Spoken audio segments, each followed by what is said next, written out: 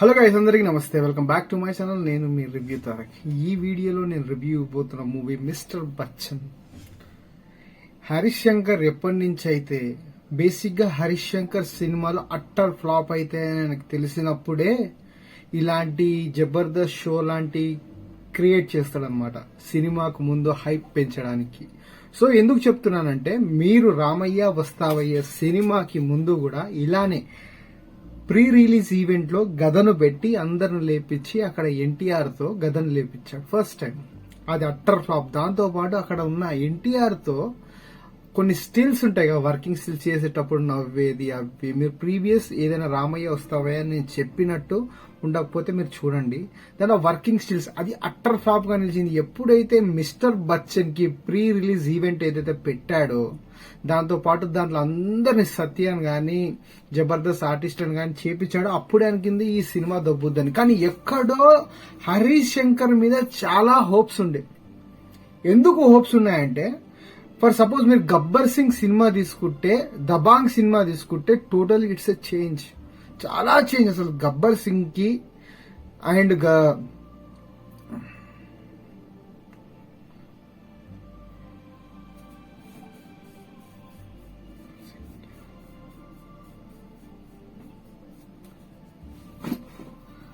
గబ్బర్ సింగ్ కి దబాంగ్ కి చాలా తేడా ఉంటది. చాలా మార్పులు చేర్పులు చేసి తీసిండు కదా. అదే హోప్స్ తో ఈ సినిమా కూడా రన్ అవుతుందేమో అనుకున్నాం. కానీ ఈ సినిమా అందరికి తెలిసింది, అఫీషియల్ గా రైడ్ అనే మూవీ నుంచి దీన్ని తీసుకోవడం జరిగింది. అజయ్ దేవ్గన్ మూవీకి దీనికి అస్సలు జమీన్ ఆస్మాన్ ఫరక్ అంటారు కదా, అలా ఉంటది. ఇక ఒక ఇన్కమ్ ట్యాక్స్ ఆఫీసర్ అనేదే ఉండదు ఈ సినిమాలా. ఫస్ట్ హాఫ్ మొత్తం లవ్ ట్రాక్ నడుపుతాడు.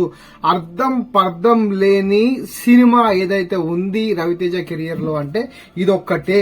అంతకు ముందు రామారావు అని డ్యూటీ ఉంది కదా, అదన్నా బెటర్ దీనికంటే. ఈ సినిమా టోటల్ గా అసలు ఈ సినిమాకి రైడ్ సినిమాకి సంబంధమే ఉండదండి. చెప్తున్నా కదా, చాలా సంబంధం ఉండదు. ఇక సినిమాలో ఏంద్రా హైలైట్స్ అంటే, ఒక్కటే హరీష్ శంకర్ ని మెచ్చుకోవచ్చు. ఏంటంటే, ఇది 80s లో రన్ అవుతున్న స్టోరీ కాబట్టి అక్కడి టైమ్ లైన్స్ బాగా అనిపించింది. అతని కాస్ట్యూమ్, ఫుల్ లెంత్ కాలర్ గానీ, బూట్ కట్ షూస్ గానీ, దాని తర్వాత వెస్పా బండి గానీ, అప్పట్లో వాడుతున్న హీరో సైకిల్స్, అంబాసిడేటర్ బండ్లు గానీ, ఇవన్నీ క్లుప్తంగా చూపించడం జరిగింది. గార్డింగ్ ది ఒక టేప్ రికార్డ్ ని చూపించే విధానం అదైతే బాగా నచ్చింది. నిజంగా చెప్పాలంటే ఆ టైమ్ లైన్ పీరియడ్ లో తీసుకున్నాడు కాబట్టి అది కొద్దిగా కనెక్ట్ అయింది. ఇక మినహాయిస్తే ఇక దీంట్లో ప్లస్ పాయింట్ ఏమన్నా ఉంది అంటే, అది just because of Raviteja energy next level ఉంటుంది. ఆయన ఏ సినిమాలో తీసుకున్నా ఆయన ఎనర్జీ పర్ఫార్మెన్స్ ఎంత 100% ఇస్తాడు ఏదైనా. ఈ సినిమాలో కూడా అట్లనే ఇచ్చిండు. ఇక బుక్ మై షోలో రేటింగ్ లో చూసుకుంటే 5 స్టార్ ఇచ్చారు. ఫస్ట్ టైం జిందగీలా రవితేజ కెరియర్ లో ఇంకా ఏముంది సినిమాలో చూపించడానికి అన్నట్టే ఉంటది అనమాట. అసలు ఏంటి, అసలు ప్లాటే లేదు సినిమా మొత్తం స్టార్ట్ అవడమే మనోడు ఒక రైడ్ చేస్తాడు, అక్కడ ఏదైపోతుంది. దాని తర్వాత లవ్ స్టోరీ, లవ్ ట్రాక్ కలపడము, దాంతో పాటు ఇంటర్వెల్ లో మళ్ళీ మనోడు డ్యూటీ ఎక్కడం, దాని తర్వాత అరే బాబు ఇక సినిమా అంతా అట్టర్ ఫ్లాప్ దొబ్బింది. ఏం బాగలేదు సినిమా మొత్తం చాలా రొటీన్. హరీష్ శంకర్ కెరియర్ లో కూడా ఇది అట్టర్ ఫ్లాప్ అనుకోవచ్చు. ఇక ఈయనకి స్టోరీలు రాస్తాడా రాయడా అంటే, నిజంగా చెప్తున్నంటే ఈ సినిమా రైడ్ సినిమా అసలు రీమేకే కాదు చెప్పాలంటే. ఇది ఒక స్ట్రేట్ సినిమా, అమితాబ్ బచ్చన్ ని తీసుకొని రిఫరెన్స్ గా రాసుకున్నట్టే ఉంటది. కానీ నిజంగా చెప్తున్నా, ఆ రైట్స్ కొనుక్కొని కూడా చాలా వేస్ట్ అనిపించింది సినిమా. ఇదే ఓన్గా రాసుకుంటే అయిపో, దానికి అనవసరంగా డబ్బులు కట్టిరు ఈ పేటెంట్ రైట్స్ తీసుకొని రైడ్ సినిమాకి. నిజంగా ఈ సినిమా జమీన్ ఆస్మాన్ వరకు.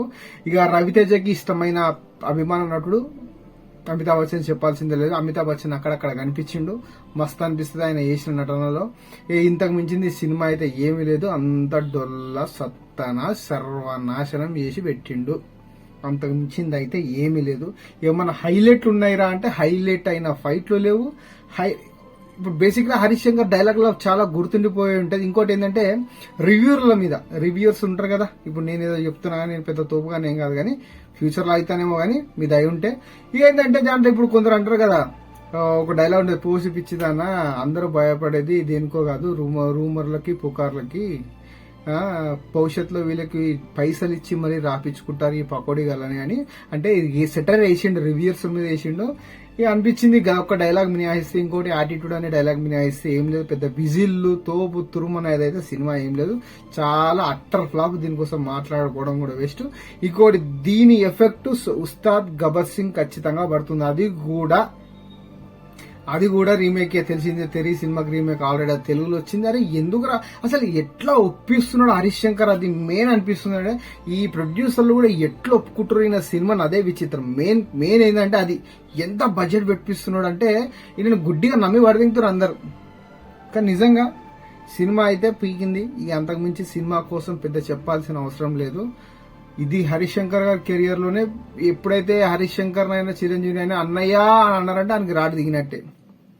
బోలాశంకర్ అన్నయ్య అన్నాడు, రాడు దింపిండు. ఇంట్లో కూడా మిస్టర్ బచ్చన్ అన్నయ్య నా కెరియర్ నువ్వు లేకపోతే నేను లేనన్నా, షాక్ తో నేను షాక్ ఇచ్చిన తర్వాత మిరపకాయతో నన్ను లేపినవు అని అన్నాడు, పండబెట్టినాడు కూడా. ఇప్పుడు మిస్టర్ బచ్చన్ తో 3వ హైట్రిక్ కాదు కానీ మొత్తం కురిసిపోయింది సినిమా, మొత్తం వేస్ట్, రాడు రంబోలా. ఇక అంతే, ఇక సినిమాకి మించింది ఏం లేదు. ఒకవేళ రవితేజ ఫ్యాన్స్ ఎవరికైనా ఈ సినిమా నచ్చొచ్చేమో మేబీ. కానీ రవితేజ ఫ్యాన్స్ అందరు జెన్యున్ గానే ఉంటారు. ఉంది హిట్ అంటే హిట్, ఫట్ అంటే ఫట్, అంతకు మించింది అయితే ఏం లేదు. ఇక లెట్స్ హోప్ ఇక రవితేజ గారు నెక్స్ట్ సినిమా కోసం మంచిగా వెయిట్ చేద్దాం అందరము. జై హింద్. నేను మీ రివ్యూ తరక్.